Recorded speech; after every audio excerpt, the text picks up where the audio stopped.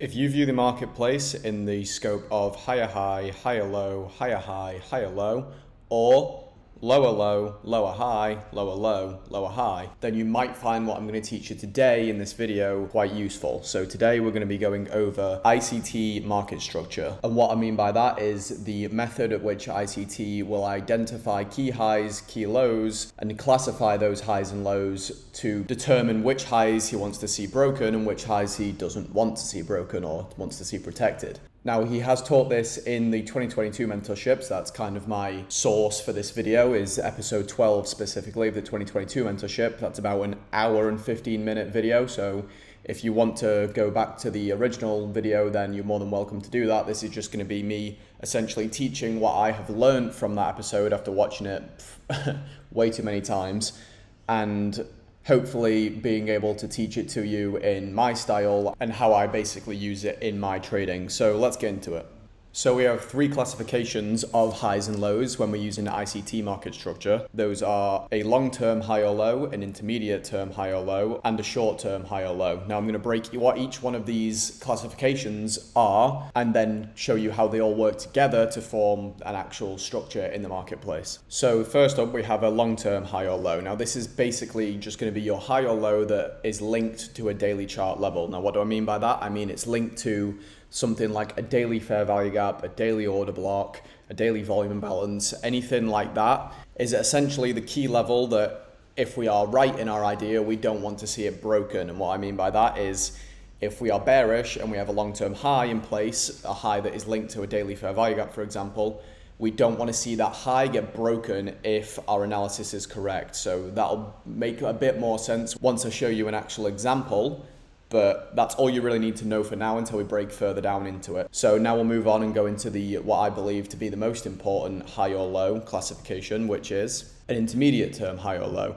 So this is a high or low that fills an imbalance. And what I mean by that is obviously if we have a fair value gap and then price comes up and fills that imbalance, that fair value gap, that swing high or low that forms once that is filled immediately becomes an intermediate term high or an intermediate term low.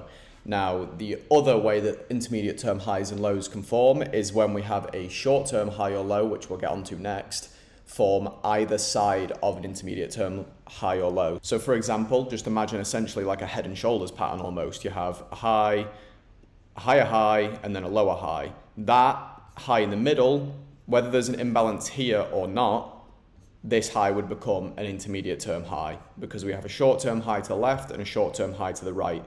That is how an intermediate term high can be formed, and obviously flip upside down for a low. Or what can happen in the marketplace is we have a short term high and then a run with a fair value gap in it. So then we come back up and form a high here and then another high like that. So even if this high up here is higher and is a short term high, as long as there's a fair value gap in this run, this high that fills the imbalance will become an intermediate term high. And then we can also anticipate a short term high forming to the right of that. So now we can we're starting to get into how we can predict which highs and lows aren't going to be broken. And then the final piece of the puzzle before we put them all together is a short term high or low. So this is pretty simple. It's a high or low that isn't an intermediate term high or low or a long term high or low essentially.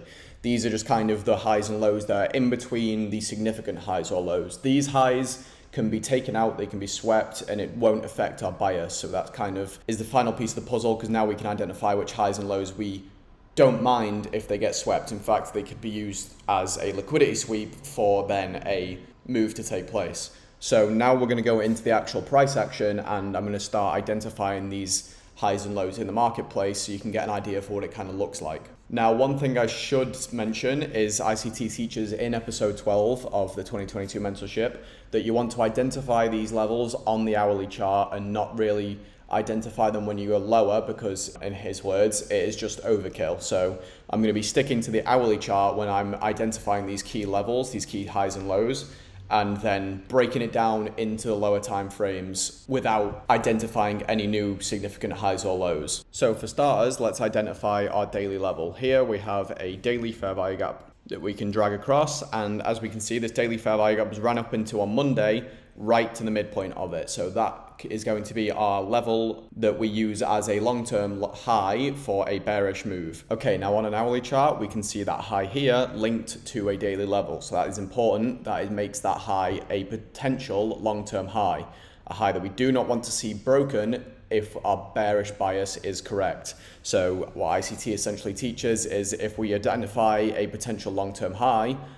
if that high is then broken for a bearish idea, then we kind of take a step back, reassess, don't rush into anything. That'll keep you from jumping into trades in market conditions that maybe aren't ideal for you to actually be entering in. Now, if we look for an intermediate term high, what my eyes jump to is where are the imbalances in the marketplace. So we can see this run here had an imbalance which was filled. So we can identify that high as an intermediate term high. And we have another imbalance here, which is filled by this high. Notice that this swing high comes down and forms a swing high here, but that swing high does not fill the imbalance. You see how there is that little bit of the imbalance remaining. So this high comes down through it and fills that imbalance. So this low, it's not high, dumbass. So this low is an intermediate term low. Now we can look for our short-term highs and lows and where they are. So obviously we have a short-term high right here. And what you will notice is that this short-term high is actually higher than this intermediate term high. Now, when that happens, when we have a intermediate term high that isn't able to have a short-term high to the left of it, that is an indication of weakness in the marketplace. So when an intermediate term high isn't able to kind of pop up like the top of a pyramid, think of it, that tells us that there is weakness in the marketplace, and then vice versa. If an intermediate term low isn't able to get low enough to have a short term low to the left and to the right of it, that can indicate strength in the marketplace, because in an ideal world, these intermediate term highs and intermediate term lows are kind of the head of like a head and shoulders pattern, if you want to think of a retail pattern. They want to be in that position. They want to be the head of that head and shoulders. And when they aren't, that can tell us what is likely to happen next. So we can then predict that this short-term high is going to fail to reach up above this intermediate term high. So like I said before, once an intermediate term high is formed, if we are bearish, we don't want to see that intermediate term high broken. Obviously, we want to see intermediate term lows broken because we're bearish, we're not bullish. If we were bullish, we'd want to see intermediate term lows stay protected and intermediate term highs be attacked. And just for a bit more added detail, you can see that this intermediate term low has a short-term low to the left of it right there,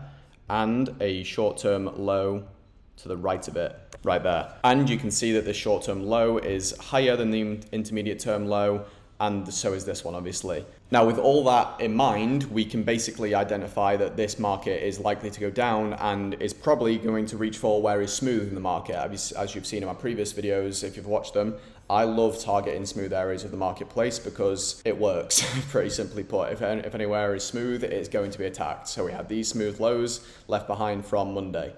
So with all this market structure analysis, we can then predict that going into the open, in fact, before the market had even opened, we had already fell off quite significantly. Now, the final little tip in this video is that when we see an intermediate term low broken and we're bearish, that intermediate term low is going to be a significant market structure shift. So what I mean by that is when we see intermediate term lows broken and we are bearish, expect price to really run off. It's going to break that intermediate term low and think like almost a horse at the races. Once it breaks past that barrier, once it opens the gates, then it shoots off, and it will a lot of times break an intermediate term low and then really run. And obviously we broke that intermediate term low here and we ran all the way down for these swing lows, and actually for the Friday AM session low as well. So breaking that down a bit further now into the lower time frames, I'm not going to move the swing highs and swing lows that we've identified from the hourly chart. So as you'll see, they're all still labeled.